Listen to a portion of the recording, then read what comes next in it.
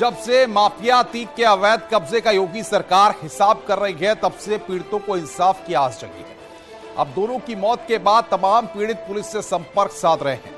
अतीक की कब्जाई प्रॉपर्टी पर योगी सरकार अब एक्शन लेगी। पीड़ितों के लिए योगी सरकार आयोग का गठन करेगी। माफिया अतीक के अवैध कब्जे का हिसाब होगा।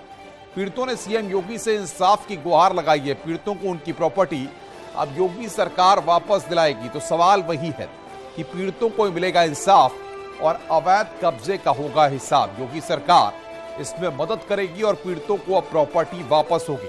तो आइए इसी मुद्दे पर आज की हम बहस की शुरुआत करते हैं। तमाम खास मेहमान इस चर्चा में हमारे साथ जुड़ेंगे, लेकिन उससे पहले आप ये रिपोर्ट देखिए।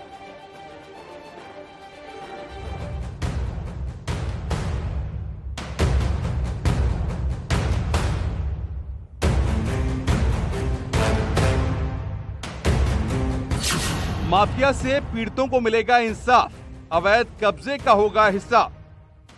यूपी की योगी सरकार सूबे में माफियाओं के कब्जे से खाली हुई जमीन पर गरीबों के लिए सस्ते फ्लैट बनवा रही है और इसकी शुरुआत संगम नगरी प्रयागराज में बाहुबली पूर्व सांसद अतीक अहमद के कब्जे से मुक्त कराई गई जमीन पर हो रही है। इस समय यहां पर 76 फ्लैट बन रहे हैं जो गरीबों के लिए एक बड़े आशियाने के रूप में आपको सामने नजर आ रहे होंगे। योगी सरकार बनाएगी आयोग, पीड़ितों को वापस दिलाएगी प्रॉपर्टी। जो जैसा करेगा वैसा भरेगा और माफिया को मिट्टी में मिलाने का जो अभियान हमारे मुख्यमंत्री जी ने शुरू किया है वो निरंतर जारी रहेगा। मंत्री के आरोप, विपक्ष ने करवाई अतीक ब्रदर्स की हत्या। देखिए, सच तो ये है, अतीक की हत्या कराने का काम विपक्ष का ही है जी। कुछ गंभीर राज खुलने वाले थे, इसलिए विपक्ष ने उसकी हत्या की। अतीक पर अलकायदा की धमकी, बीजेपी का पलटवार।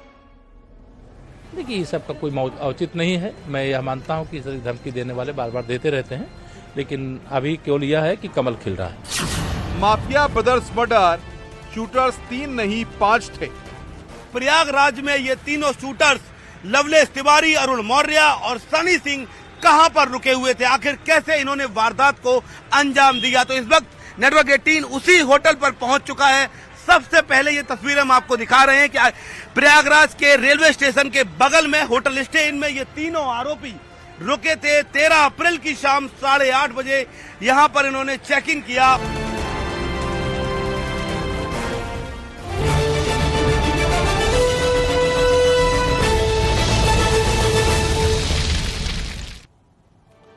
और अब बात करते हैं आज महाबहस के सवाल की। अतीक अशरफ हत्याकांड में अलकायदा ने क्यों दी हमले की धमकी? ये सबसे महत्वपूर्ण सवाल है। जी हां, अतीक अशरफ हत्याकांड में अलकायदा आप समझ रहे होंगे कि अलकायदा। दूसरा सवाल, क्या माफिया अतीक के बेटे असद का संबंध? और क्या गुड्डू मुस्लिम शाइस्ता की गिरफ्तारी से खुलेंगे आतंकी कनेक्शन वाले राज? ये 3 अहम सवाल हैं जिस पर आज की महाबहस को हम केंद्रित रखने वाले हैं और इन्हीं मुस्ले पर हम बातचीत भी करेंगे कि आखिर असद, गुड्डू मुस्लिम शाइस्ता, इन तमाम लोगों को लेकर अब किस तरीके की चीजें हैं। शारतेंदु शरद त्रिवेदी प्रवक्ता बीजेपी के हमारे साथ खासतौर पर जुड़ रहे हैं। प्रोफेसर भुवन भास्कर जोशी प्रवक्ता है समाजवादी पार्टी के, और AK जैन साहब पूर्व DGP हैं, वो हमारे साथ जुड़ रहे हैं। और कुछ दिन में शारदा प्रसाद जी भी हमारे साथ चर्चा में जुड़ेंगे। शारतेंदु शरद त्रिवेदी जी, सबसे बड़ी बात यह है, सरकार आपकी है, माफियाओं पर लगातार एक्शन लिया जा रहा है और अब तो जो पीड़ित हैं उनकी जमीन या उन कब्जों को वापस दिलाने के लिए आयोग गठन की बात भी सामने आ गई है। जी देखिए, माफिया को निपटाने के लिए ही प्रथम दृष्टया जो उत्तर प्रदेश की जनता ने भारतीय जनता पार्टी को वोट किया था, वो माफिया को ही निपटाने के लिए किया, क्योंकि बिना माफिया के निपटे कोई काम उत्तर प्रदेश में नहीं हो सकता है। क्योंकि कोई भी काम करना है तो माफिया को आपको रंगदानी देनी पड़ेगी, उनको पर्ची देनी पड़ेगी, उनकी रसीदें कटेंगी, उसके बिना कोई कार्रवाई नहीं हो सकती थी। तो माफिया को निपटाने के लिए आए हैं और जो माफिया से पीड़ित है उनकी संपत्ति उनको वापस की जाएगी। इससे जो राजदार है वो भी दुखी होंगे और जो नाराज है वो भी दुखी होंगे। लेकिन विपक्ष तो इससे खुश नहीं हो रहा है। विपक्ष तो कहता है आप लोग एनकाउंटर की प्रक्रिया अपनाते हैं, आप लोग जानबूझ के लोगों को मरवा देते हैं। साथ ही साथ वो कहता है कि जो पीड़ित है वो असलियत में पीड़ित है ही नहीं। इस तरह के सवाल विपक्ष खड़े करता है। देखिए, हम तो 50 दिन का वक्त दिया था उमेश की हत्या के और इनके बेटे जो असद है उनकी हत्या के बीच में 50 दिन का वक्त था। तो इनके पास काफी समय था ये समझने के लिए कि साहब आप आइए, न्याय प्रक्रिया में आइए। हमने जितने भी मीडिया चैनल थे उनसे हमने अनुरोध किया, उस चैनलों पे अनुरोध किया, इनके ऊपर निनाम रखा गया कि साहब आप आइए, न्याय प्रक्रिया में हिस्सेदार बनिए, न्याय प्रक्रिया के से गुजर के जो भी उसका अंजाम सही है या गलत है, जो भी है वो अंजाम आप भुगतने के लिए भुवन भास्कर साहब, भुवन भास्कर जी, मैं आ रहा हूं शारदेंदु जी, आ रहा हूं आपके पास। भुवन भास्कर जी, यहां तो बीजेपी खुद आप ही पर आरोप लगाती है कि समाजवादी पार्टी माफियाओं के साथ मिली रहती है, उनका पालन पोषण करती है, और जब हम एक्शन लेते हैं तो उसे दिक्कत होती है।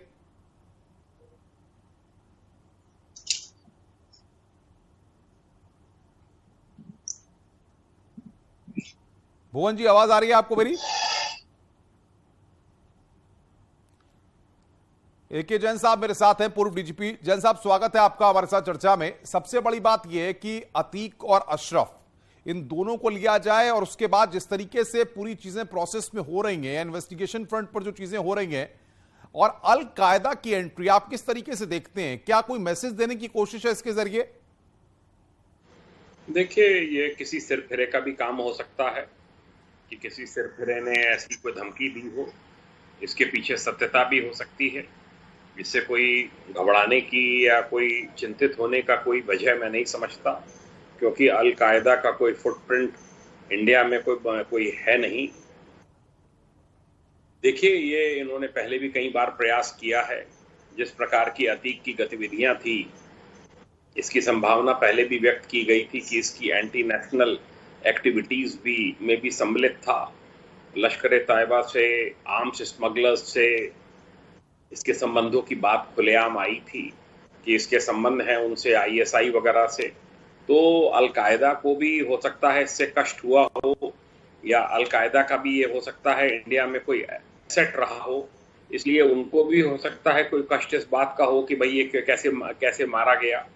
इसकी हत्या हुई है, इसमें कोई दो राय नहीं है। लेकिन सवाल जैसा ये है कि इंटरनेशनल कनेक्शंस की जो बात आ रही है, ISI की, असद के साथ जो मैसेजिंग चैट्स हैं, या तमाम जो व्हाट्सएप के मैसेजेस हैं, और लगातार हथियारों की खेप सीमा पार से बाहर से आने की जो बातें हैं, ये कहीं दर्शा नहीं रही हैं कि कुछ कनेक्शंस बाहर से हैं जरूर, और जो इस बात को पुख्ता करते हैं कि अतीक या इनके नेटवर्क के लोगों के कनेक्शंस काफी मजबूत थे। बिल्कुल थे। ये तो पहले भी बात आई है। अबू सलेम से कनेक्शंस की भी बात आई है। अबू सलेम एक इंटरनेशनल टेररिस्ट है।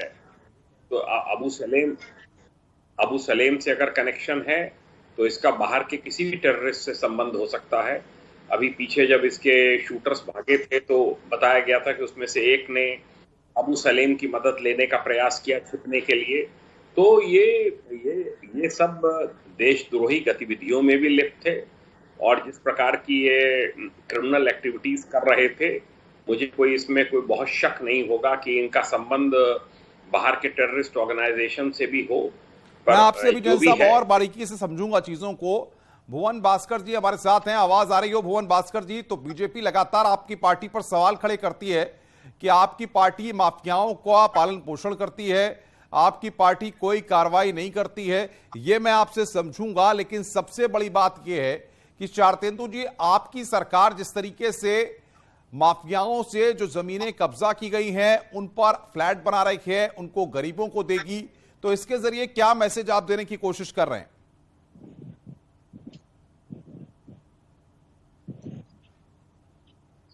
भुवन जी, आपको मेरी आवाज आ रही है? जी। मेरा सवाल है कि जिस तरीके से बीजेपी आप पर ही लगातार हमलावर रहती है कि आपकी पार्टी तो माफियाओं का पालन पोषण कर रही है, और ये माफियाओं से कब्जा छुड़ा करके गरीबों को दे रहे हैं, पीड़ितों को दे रहे हैं, तब आपको दिक्कत होती है। ठीक है, मैं कहना चाहता हूं, जो माफियाओं से संबंध है वो तो इनका पुराना है। माननीय मुलायम सिंह यादव जी के खिलाफ अगर टिकट देने का काम भारतीय जनता पार्टी ने करा तो केवल भारतीय जनता पार्टी ने करा। एक डाकू को टिकट दिया, तहसीलदार सिंह को टिकट दिया। ये किसने, राजनीति में ये कदम किसने उठाया? पहला नंबर तो मैं आपसे कहना चाहता हूं, जो इनका जो फेलियर है कि हत्या इनके शासनकाल में हो जाती है, इनके शासन प्रशासन के द्वारा फेलियर है, और इनका इंटेलिजेंस जो फेलियर है उसका इनसे कोई जवाब शारदेंदु जी नहीं। आपका फेलियर है, सरकार आपकी है, बड़ा आरोप लगा रहे हैं भुवन भास्कर। देखिए, अगर जो भुवन जी कह रहे हो उसमें सत्यता होती तो आज आजम खान, मुख्तार अंसारी और अतीक अहमद जो है वो गुहार नहीं लगा रहे होते कि साहब हमको बचा लीजिए, हम कोई गलत काम नहीं करेंगे। उत्तर प्रदेश में तो जितने माफिया, क्या आम जो अपराधी है वो भी तख्ती लगा के घूम रहा है कि जी हमें मत मारना, हम तो सब्जी बेचने को तैयार, हम दुकान लगाने को तैयार है। आज उत्तर प्रदेश, अभी स्टेट ऑफ स्टेट्स जो इंडिया टुडे मैगजीन का इशू आया था उसमें भास्कर जी आंकड़े आप देख रहे हैं, शारदेंदु जी तो आंकड़े लेकर के आए हैं बकायदा।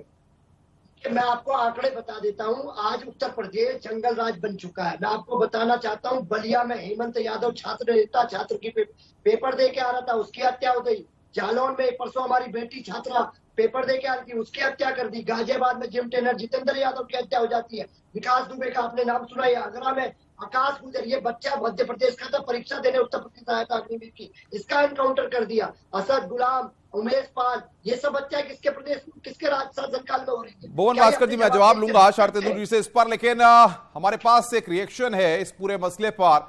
हम एक पुराना आपको बयान सुनाने वाले हैं शाइस्ता परवीन का, जिसमें जब अतीक अहमद के लिए उन्होंने वोट मांगे थे और उनकी चिट्ठी पड़ी थी, वो हम आपको सुनवाते हैं। कि मैं वो गुण नहीं हूं जो चीटा खा जाए। आप क्या समझते हो मुझे जेल किसने भेजा? उस वक्त के मुख्यमंत्री अखिलेश यादव जी ने भेजा। इनको डर था अतीक कानपुर से निर्दलीय चुनाव लड़ लेंगे, और मैं कानपुर में कह के भी आया था कि टिकट काटा तो अपना टिकट बना लूंगा।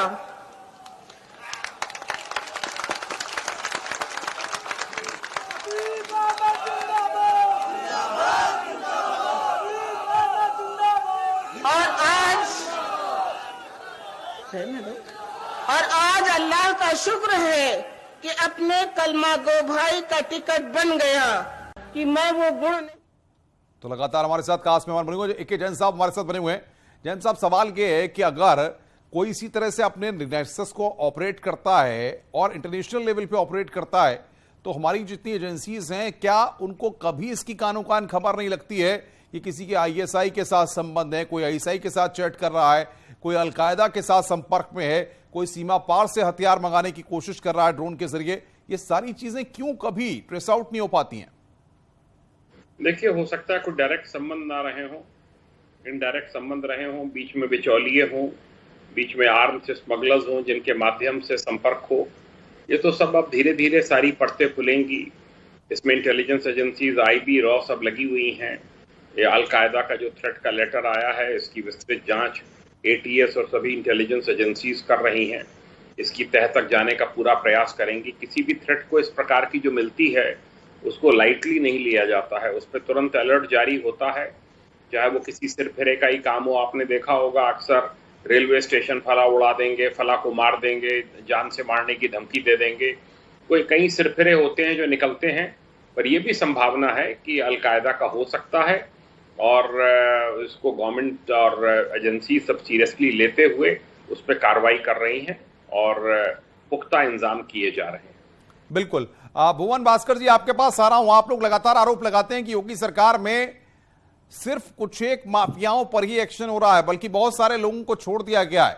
तो इस तरह का आरोप क्यों लगाया जा रहा है? इस आरोप लगाने की वजह है, और मैं आपको बताना चाहता हूं, क्या उत्तर प्रदेश ने एक माफिया को क्रिकेट खेलते हुए योगी राज में नहीं देखा? नंबर 1 विषय।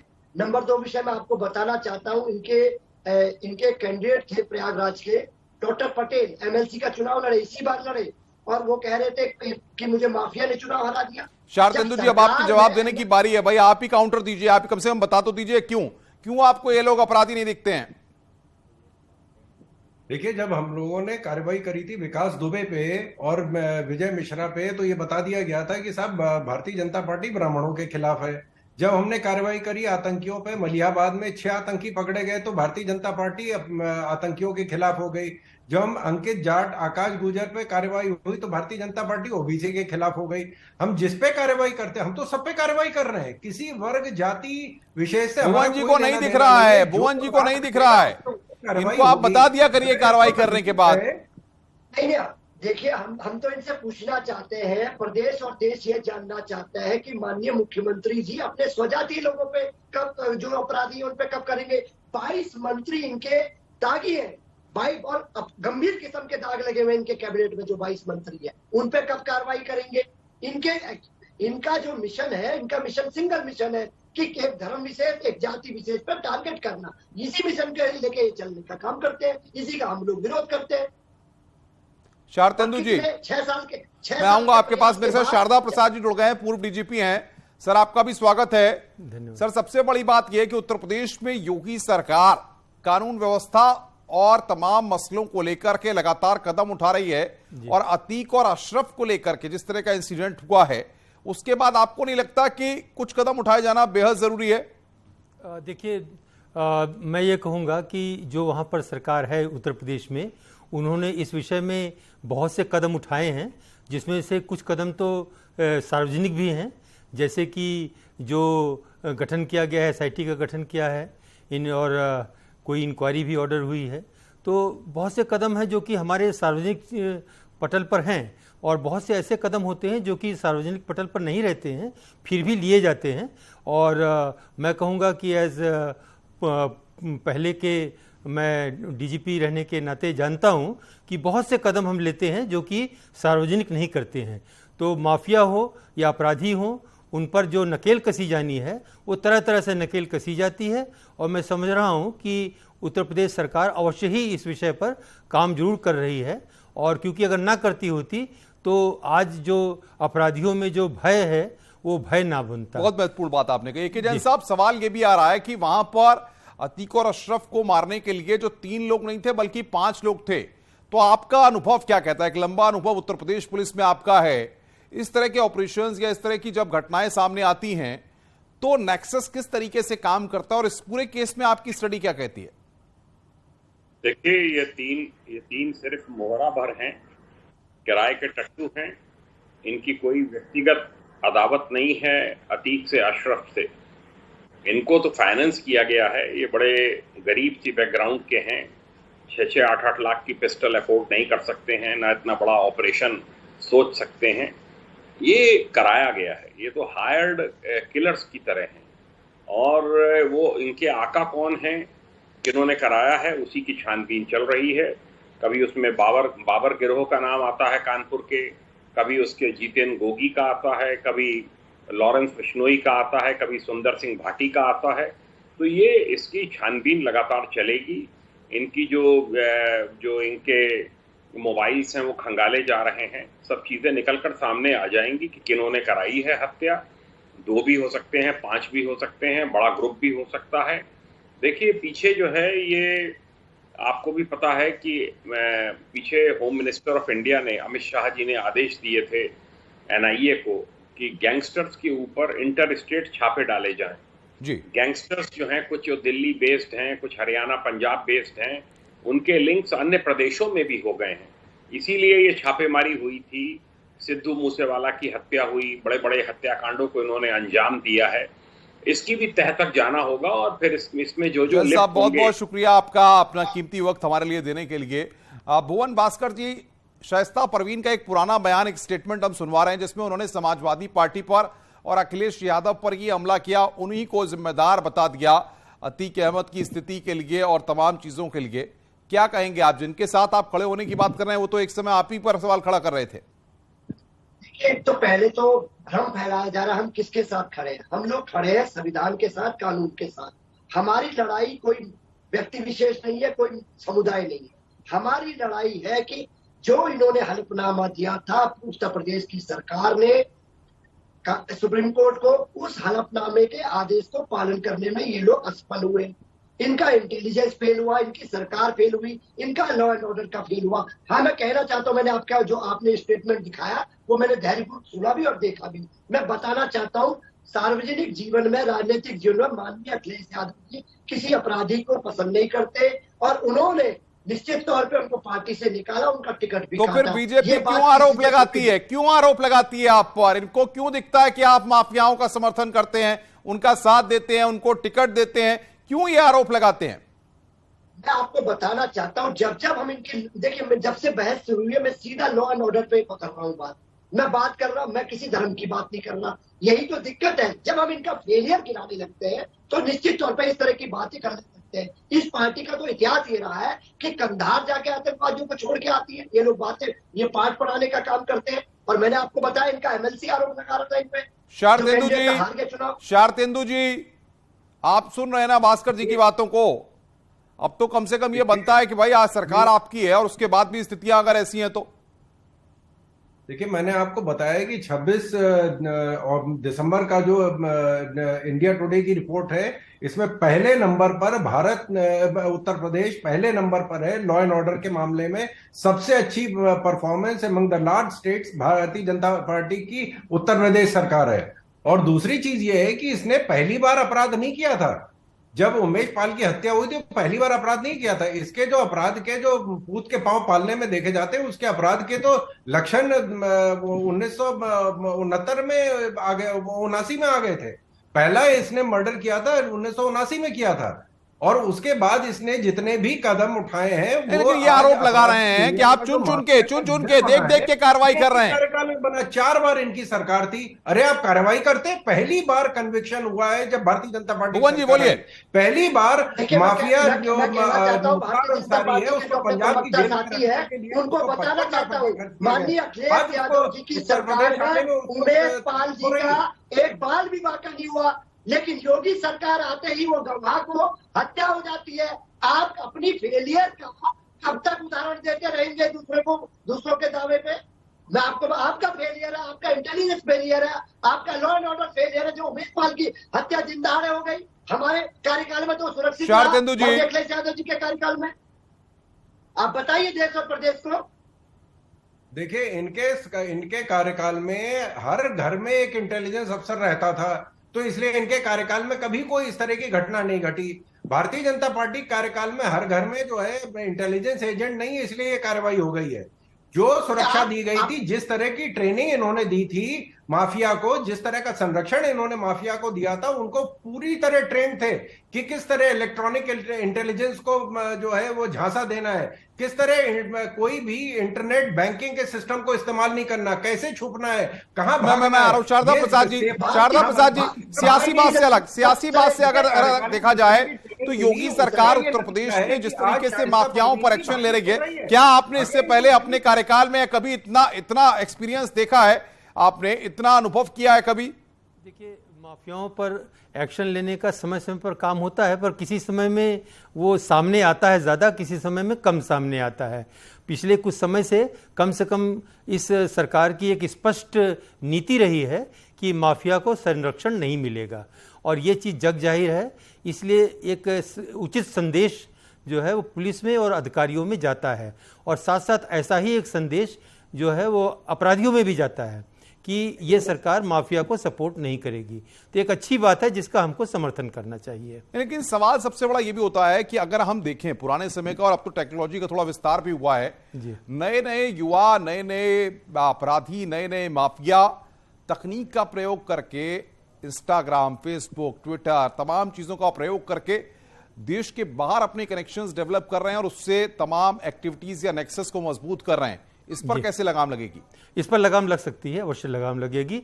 और मैं बताऊं आपको कि जितना एक अपराधी इंटरनेट और मीडिया का इस्तेमाल करता है, उससे ज़्यादा हमारी एजेंसीज जो है उस पर उन्हीं लोगों को पकड़ने में लगी रहती हैं और उनकी एक्टिविटीज़ को खंगालती रहती हैं, छानती रहती हैं, और समय समय पर जब उनकी कार्रवाई इतनी हो जाती है कि उससे कोई लीड मिलती है तो अवश्य ही उनको पकड़ लिया जाता है।